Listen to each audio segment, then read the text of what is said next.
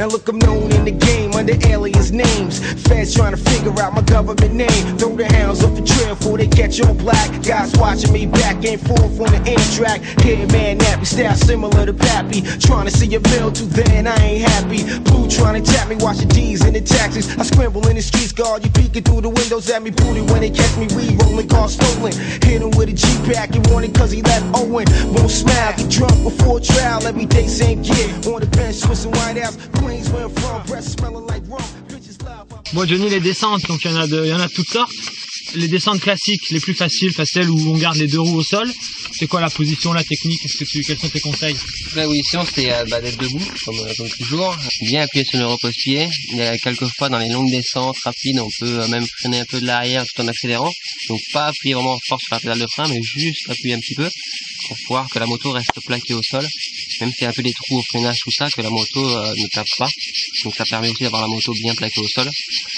Il y a un peu de tout, mais c'est vrai qu'il faut éviter aussi de bloquer la roue arrière, même un peu où il y a les haies, tout ça, ou en liaison où c'est vraiment technique, parce qu'en général il y a souvent pas mal de cailloux, tout ça, et quand on bloque la roue arrière, on a tendance à soulever des cailloux, et que la roue monte en fait sur le caillou, et donc on a toujours un peu de travers, et puis c'est jamais bon de bien bloquer la roue arrière, bien servir du frein avant. Voilà, une bonne position, bien appuyer sur les repose-pieds, juste être bien appuyé sur ses jambes. La difficulté souvent dans une descente, c'est d'arriver à se ralentir. C'est ce qui fait des fois un peu peur. On a peur de prendre trop de vitesse. Et le freinage, comment on va le gérer? Donc c'est plus avec le frein avant. En fait, vraiment comme même un peu plus que le freinage classique. C'est vraiment dans une descente bien servir du frein avant. Et voilà, c'est ce qui va faire qu'on va s'arrêter le plus possible.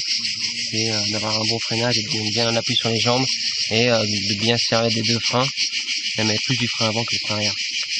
C'est le plus efficace, mais c'est aussi, à mon avis, le plus délicat à utiliser, non? Il faut trouver le juste milieu, c'est pas facile, chaque portion est différente, chaque descente aussi, donc ça dépend aussi de la texture du terrain, s'il y a beaucoup de pierres, si c'est de la bonne terre, ça dépend de beaucoup de choses.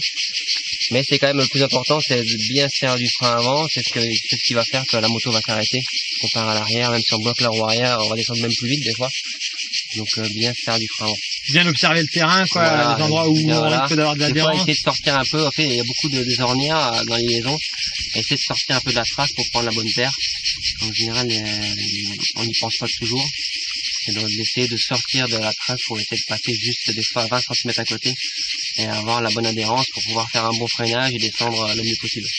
Alors, autre cas de figure, un petit peu plus technique, donc la descente raide, voire la marche, là où on va sauter. Juste de ne pas arriver trop vite, donc de bien se positionner, d'être bien en arrière et d'arriver avec pas beaucoup d'élan, et juste quand on arrive à limiter de la descente, des fois si elle a arrondi, on peut se laisser aller, ou alors juste donner un petit coup de gaz pour pouvoir sauter un petit peu, mais pas trop, parce qu'en général après la descente il faut savoir aussi s'arrêter, en général ça tourne aussi derrière. Il faut faire un peu attention, mais juste pouvoir décoller un peu les deux roues juste pour prendre la marche. Et mais ça se fait quand même assez bien. Normalement en descente, c'est un peu plus facile qu'en montée. Donc voilà, juste se bien en arrière, jouer un peu avec l'embrayage, et puis avant d'arriver dans la descente, juste donner un tout petit coup d'embrayage avec un petit coup de gaz pour pouvoir décoller les deux roues et se poser le plus souvent possible aussi sur la roue arrière. Ouais, c'est ça, la difficulté, c'est de gérer l'assiette de la moto en fonction de ce qu'on a derrière. Si on a une descente, peut-être atterrir plus sur l'avant, si on a une boucle là derrière, plus sur l'arrière. Voilà, c'est une descente qui est quand même belle derrière, on peut arriver sur la roue avant. Donc juste laisser la moto aller. Par contre, s'il y a un plat derrière, c'est quand même bien d'arriver sur la roue arrière. C'est comme les sauts, les sauts dans les champs quand on a souvent l'environ.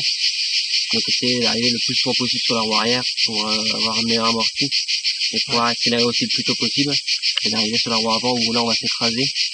Donc essayer justement d'arriver plus à essayer de tirer un peu sur les guidons pour arriver à faire sur la roue arrière pour amortir le choc le mieux possible. Ouais, et puis même au niveau efficacité, c'est vrai que la moto va repartir que quand la roue arrière va toucher le sol. Donc effectivement, plus tôt la roue arrière touche le sol, plus vite on va repartir. Voilà, que la roue arrière, on va faire ça, la moto, quand la roue avant va pouvoir toucher le sol, on va pouvoir accélérer. Parce que si on arrive sur l'avant, on va s'écraser, ça va être difficile de reprendre parce qu'on est lent après. Donc le plus possible sur la cueillir sur la roue arrière.